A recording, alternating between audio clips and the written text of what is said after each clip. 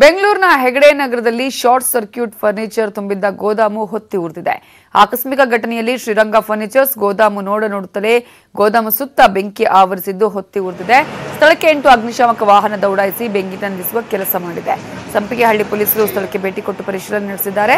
ಸತತ 1 ಗಂಟೆ ಕಾರ್ಯಾಚರಣೆ ನಡೆಸಿ ಬೆಂಕಿ ನಂದಿಸಿದ್ದಾರೆ ಅಗ್ನಿಶಾಮಕ ಸಿಬ್ಬಂದಿ.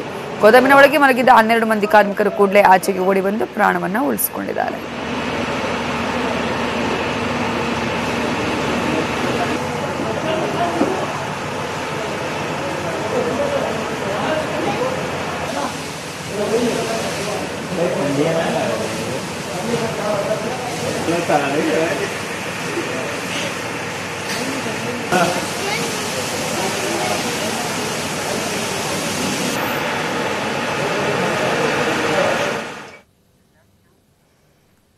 ಬೆಂಗಳೂರಲ್ಲಿ ಪಾರ್ಕಲ್ಲಿ ಹಾಕಿದ ಲೈಟ್ ಕಂಬದಲ್ಲಿ ಅಗ್ನಿ ಅವಘಡ ಸಂಭವಿಸಿದೆ. ಕಳೆದ ರಾತ್ರಿ ನಗರದ ಪದ್ಮನಾಭ ನಗರದ ಪಾರ್ಕಲ್ಲಿ ಶಾರ್ಟ್ ಸರ್ಕ್ಯೂಟ್ನಿಂದ ಲೈಟ್ ಕಂಬಕ್ಕೆ ಬೆಂಕಿ ತಗುಲಿ ಹೊತ್ತಿ ಉರಿದಿದೆ.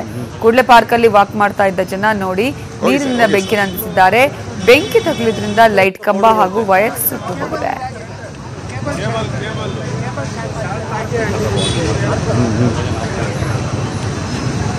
ಹೋಗಿ ಸರ್ ಪೌಡರ್ ಬರುತ್ತೆ.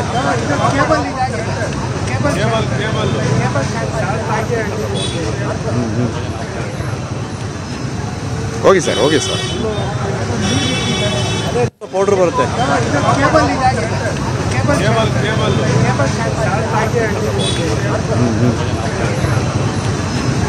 ಹೋಗಿ ಸರ್